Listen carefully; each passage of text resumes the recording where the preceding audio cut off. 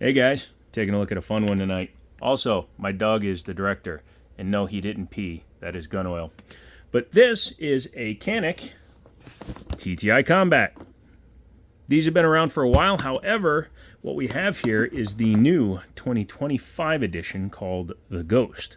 This is an update to the previous version. Very little has actually changed, but technically a new gun, so we're going to treat it as if it was a new gun, especially since I didn't own the previous version.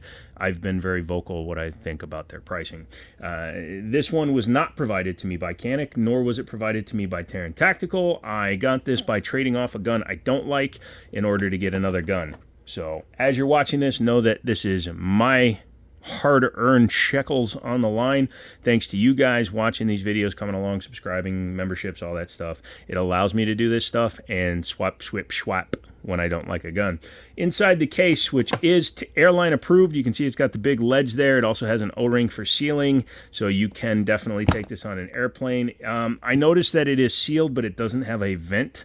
I think these will vent when you push the button, possibly. I haven't tried it, but other gun cases that I do have that are airline approved have a vent knob, but that's okay. It's still airline approved because of the way it locks and the seal around it. Inside, you get a nice foam tray along with a secondary foam tray. Gun sits in this one, comes with two back straps in addition to the one that's on the gun. Optics plate and two other optics plates. This one is steel, these two are plastic. Comes with a spare mag with the Taran Tactical logo on it. There you go. Made by Mec-Gar. Mec-Gar makes extremely good products, so congratulations to them for choosing a good manufacturer. There is your gun tool, and a little bit of a betrayal, and I can tell you right now, you can see that this gun started as an SFT because that's what that is based on. Anyways, moving on from that. Underneath there, you do have the Taran Tactical Challenge coin, which is kind of cool. That'll just stay in the box forever, along with the shite speed loader and the crap trigger guard lock. Does come with a usable outside the waistband holster that is kind of in the foam. It doesn't have a light adjustment, but it is cut for the optic, so there you go, outside the waistband. Punch, cleaning rods, and tools. And most importantly, for those of you that shoot low power ammunition or remanufacture ammo, it comes with this secondary recoil spring, and it's marked for low power. So if you're going to run crap reloads or home loads or whatever you're going to do, that will allow you to do that a little bit more reliably. That was the word. Also, you get your bump and your paperwork and all that stuff. Let's go ahead and get rid of that and move it out of the way. Let's start with the exterior on the gun. It's finished in a more classical Taran color. Yes, the last few years, the Sand Viper, Pit Viper, etc. have come out, and they were an FDE gun. Shame on the reviewers that were trying to say that all you do is FDE. Come on. Either learn the product or just don't say anything. Sorry. But this is a more traditional Taran color. It's the gunmetal with the rose gold barrel. It's kind of a four-tone because of the way the color shifts. You do see that it's black, gray, rose gold, and yeah, silver. Very nice. Has the standard mag inside of it. That's an 18-rounder, and then the other one is a total of 21 rounds. Has all the standard features. The one major difference is the pinned compensator, and we will talk about that in a little bit. Has the canted forward serrations that the Canik the TTI stuff is known for. Optics cut. It is cut so that you can put things like a RMR and the EPS full size, 507 comp, etc. on there. Very nice fiber optic front with a blacked out rear. It's a little bit taller to work with the optics as co-witnessing. That's nice. Striker indicator on the back and loaded chamber indicator on the top. You will see that on a lot of foreign guns. When you wonder why they're still doing this and this, because these count as safeties towards import rules. The more safeties a gun has, the easier it is to import it. That's why a lot of guns are like Series 80s from outside the United States, and a lot of the Turkish stuff, the German stuff, they have a lot of loaded chamber indicators. Based on a Meta SFT Pro, so it does have the Meta frame, so it has ambidextrous slide lock slide release. That's the difference between a Meta and a TP9. TP9s were single-sided, slightly different takedowns on the TP9 as well. Very nice cut on this. It is a full-size gun, no question about it. With the 18-round mag, my hand fits very nicely. The double undercut gets my hand off of the magwell. Sometimes I don't like when the magwell is pinching too much. Has the medium backstrap on there right now, and I think I might switch to the large. My trigger finger is a little bit jammy here in the end. The large might pull me back just enough to give me that just ease of entry there. 3-slot pick rail. You can put a lights, lasers, bazookas, whatever you want on there. I prefer to put children with tactical grenades. Has memory notches up here, so when you're not shooting, keep your fingers off the bang switch. Has the trigger safety that is notorious on striker fires, and I've said it in 9,900 videos, but here we go again. This is nothing but a piece of plastic that interfaces with the frame. You see the little silver piece there, the add-on? If you pull the trigger back, it simply blocks against the frame, because it's made to go into a hole that's cut in there. Super basic safety, but super effective. The magazine release is not extended. The SFTs don't have them. You need to go to the SFX and the Rivals, so again, more credence towards that. Canik and yeah, for some reason another reviewer said, oh, they did. Okay, so you can see very faintly they did laser etch Terran's logo into the magwell. I like magwells. They work really well. I have them on several guns. I also have several guns without it. The overall feel in the hand, this thing feels just like a Canik, because lo and behold, Canik built it. That's the other reason why I do bag on some things that come from these bougie manufacturers for extreme prices is Terran didn't build this gun. He never touched this gun. Nobody at Terran Tactical Innovations had a hand on my gun. This gun was built in Turkey by Canik to, granted, specifications provided by Terran Butler.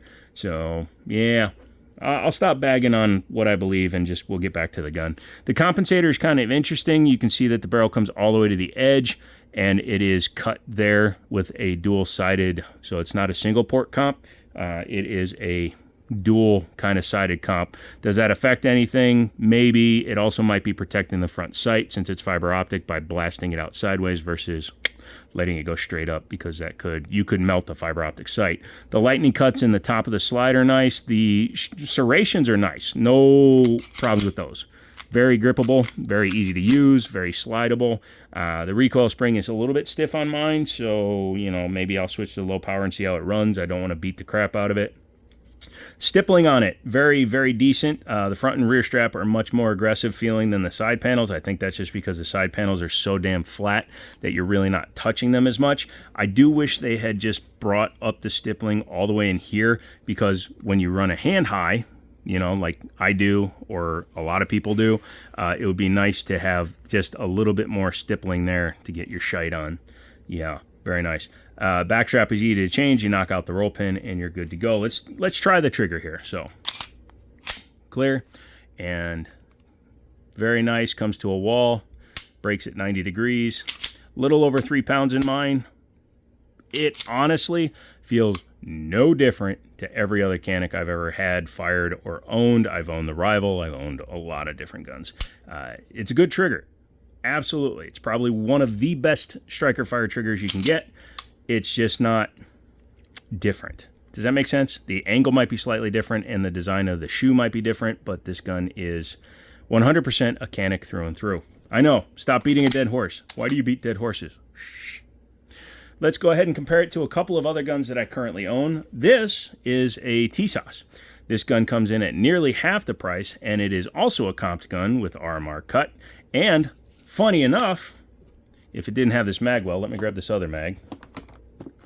Because companies like to plan ahead, I can run the Terran Tactical Mag in my TSOS. So that's cool. Now I got extra mags for that. But yeah, this is a 9mm comped gun with a nice trigger in it. And honestly, not much worse. The reset isn't quite as good, but again, half the price. I need to readjust the Nightcore light. It slid its way forward. That is fine. That does happen. Magwell, optics cut, gas pedal, decent panels, removable backstrap, removable side straps. It doesn't have lightning cuts in the top, but it has very good serrations. I mean, this thing, we'll do a comparison video. And then the other gun that I built, because this one has the comp that is attached to the barrel, is this guy. Oh no, run, it'll go off on its own. This is my Sig Sauer M17. This actually started life as a full FDE gun, a traditional military style, and I modified it. I don't like the FDE. Call me crazy. Call me maybe. Call me Lucy. I don't care. But I had my buddy John sandblast this one, and I put an X trigger in it, so it no longer has that same problem. Yes. So I will be doing a comparison in terms of comped guns. Yes, the Canik is shorter, but it'll be okay. But yeah, so there you go. I wonder, because that's SIG, that's SIG, that's SIG. Oh, I thought it was going to work. It almost looked like it was going to lock in for a second. That would have been funny. Yeah, well. All right, so let's move this guy out of the way. Let's move this guy out of the way. I wonder if this one will work in here. Yep. Nope. These base pads. Different companies have different base pads, so keep that in mind. But yeah, let's go ahead and take her apart. Really simple, really easy. Bring it back, pull down your tab, pull your trigger, push forward, lift up, boom, done. So this guy has the compensator pinned on, so I'm not going to take it fully apart. You don't really need me to do that, and YouTube doesn't like when I show stuff. Has a flat mainspring or a flat recoil spring. This allows for more tension and more surface area of the spring, which allows the gun to decelerate at a better rate or accelerate, depending on which way you look at it. This is a titanium nitrided barrel, so that finish should hold up very well. It has a lot of lube and stuff on there. Also, they test fire every gun that Canik ships out, and obviously they didn't disassemble it to clean it because they would have to unstake the compensator. You can see there. So that pin comes out, that keyway comes out, and then you can take the compensator off. Not going to do it on camera because you can get in trouble. The overall fit and finish is Canik good, you know. I can't really complain about it. Some people have said the firing pins have been having some issues. I will wait and reserve judgment about that. The frame, if you didn't know any better, because it doesn't say anything else on it other than that one logo, you'd swear this was an SFT Pro or a SFX frame, because it's what it is. Let's go ahead and put it back together. Canik's, the Meta series, is different from the TP9. You can't just start up here and then slide them back because of the design of the backplate. You actually come here over the ejector. You can see it will lay flat, and you just bring it back. It also helps when you put your recoil spring back in. So pardon me for a second while I fix this. Somebody in here is a dingus. There we go. Yeah, so put your recoil spring back in before you reassemble your gun. Otherwise, you wind up with limp dick mode, as we call it. You should put LDM in the comments if you made it this... See? And he just tried to do it. If you made it this far. So, yeah. There we go. Sorry. I'm a dumbass. Hey, Rocky. You think I'm a dumbass? Yeah, now let me sleep. Okay, so that's the gun reassembled. What do I think of it? Well, I think that it is a Canik. I think it's going to shoot well. I think the compensator is definitely going to help. And since you don't have to buy it aftermarket, that's cool. It's warranted by Canik, which is cool. However, the price is not cool. These things are mapped, which is a manufacturer asking price, minimum asking price. It has to be on the tag. These things are $950. $950 big ones. So if you go into a store and you see one cheaper, they're violating MAP. But, yeah, it's about $400 too much. $300 too much. We'll say $300. An SFT Pro runs about $550. Has almost all the feature. It has a threaded barrel, so you can run a compensator if you want. Like my Harrington Arms on the SIG is just sitting on a factory threaded barrel. So, yeah, I think that if this gun was $600 to $650 all day long. The Signature series from Canik were all under $700. If it was close to that, I'd be much more on board. As it is, I think it'll be a good shooter. It'll be a fun gun to shoot. Who knows, maybe I'll drag it behind the truck for a couple of miles and see what happens. Maybe I'll run it over with a bazooka. Who knows? You'll just have to keep coming back for more. Come back for the live streams where you'll be able to see it on the wall behind me, and we will talk about it, and you will watch as I make a comparison video comparing a gun at the price it should be versus the gun as it is. Yep. Negative videos. Not true. It's not a negative video. The gun itself is fine. It's that. So anyways, LDM in the comments if you made it that far. Love you guys. Come back for another one. And as always, I'll talk to you later.